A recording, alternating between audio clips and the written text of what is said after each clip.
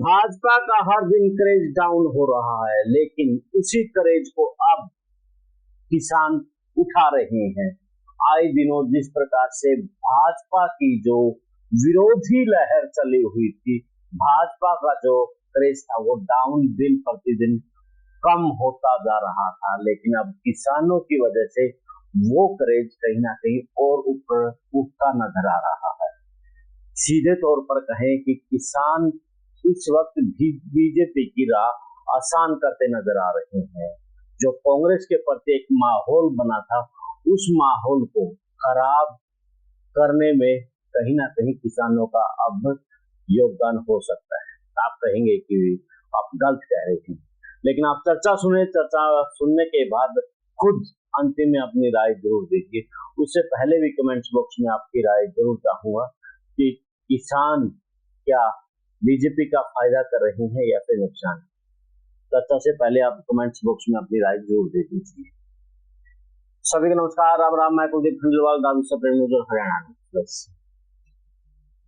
लोकसभा चुनाव के बाद बीजेपी के नेताओं का किसान विरोध कर रहे हैं, और विरोध भी इस कदर कर रहे हैं कि कहीं पर झंडा दिखा रहे हैं तो कहीं पर उनको गांव में घुसने नहीं दे रहे।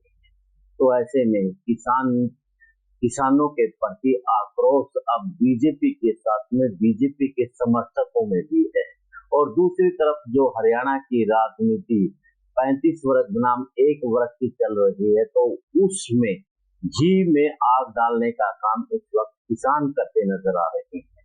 मैं जो कुछ कहना चाह रहा हूँ, कहीं ना कहीं आप समझ गए होंगे कि जो 1 वर्ग बनाम 35 वर्ग की जो बात है, एक वर्ग जो विरोध कर रहा है, यानी कि किसान को कहीं ना कहीं एक वर्ग में जो 35 वर्ग है, खास तौर पर ओबीसी और अनुसूचित वर्ग लगाते हैं।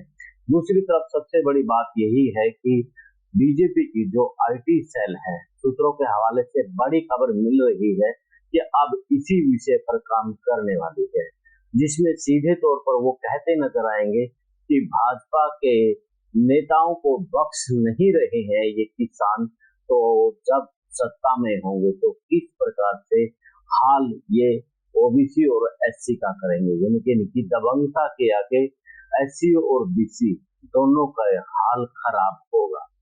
तो कहीं ना कहीं अब किसान सीधे तौर पर भाजपा के लिए फायदा का सौदा करते नजर आ रहे हैं। अब इसका सबसे बड़ा उदाहरण मैं दूं तो ऐलनाबाद का है। ऐलनाबाद में किसान आंदोलन पीक पर था, और किसान आंदोलन के दौरान लग रहा था कि अभय सिंह चौटाला एक बड़ी जीत हासिल करेंगे, क्योंकि किसानों के लिए उन्होंने अपना इस्तीफा दिया था। बाद में चुनाव हुए तो कहीं ना कहीं जो 1 वर्ग बनाम 35 वर्ग का खेल था वो जगा दिया। जब किसानों ने बीजेपी के नेताओं को गांव में नहीं घुसने दिया, उनका विरोध हुआ, तो कहीं ना कहीं जो दूसरे वर्ग था उनमें इस बात को लेकर के मैसेज गया कि इन लोगों की दबंगता तो वाकई में गलत है, जिसके बाद जो वोट समीकरण थे वो बदलते नजर आए।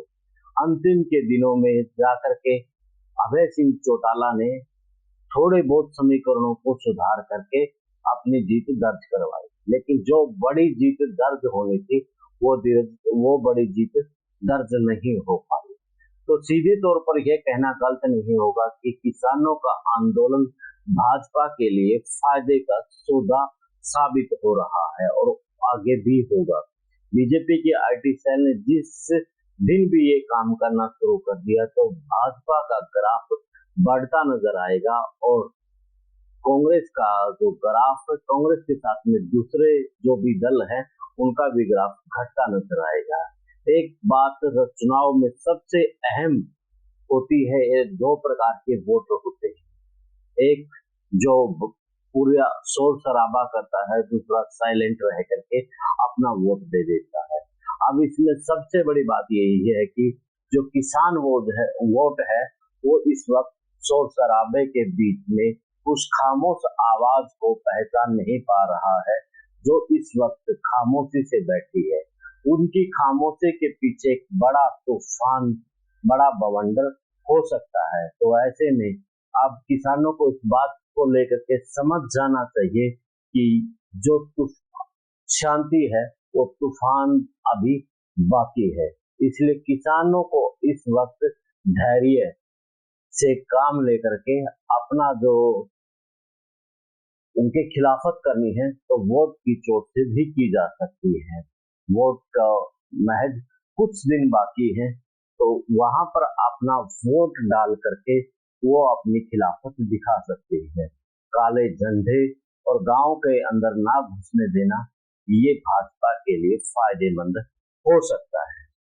तो अब आप इस वीडियो के ऊपर अपनी राय जरूर दीजिए। देश और प्रदेश की खबरों के लिए देखते रहिए विश्व प्राइम न्यूज और हरियाणा न्यूज प्लस। मुझे दे इजाजत, मिलते हैं एक नए मुद्दे के नए विश्लेषण के साथ। जिंदाबाद।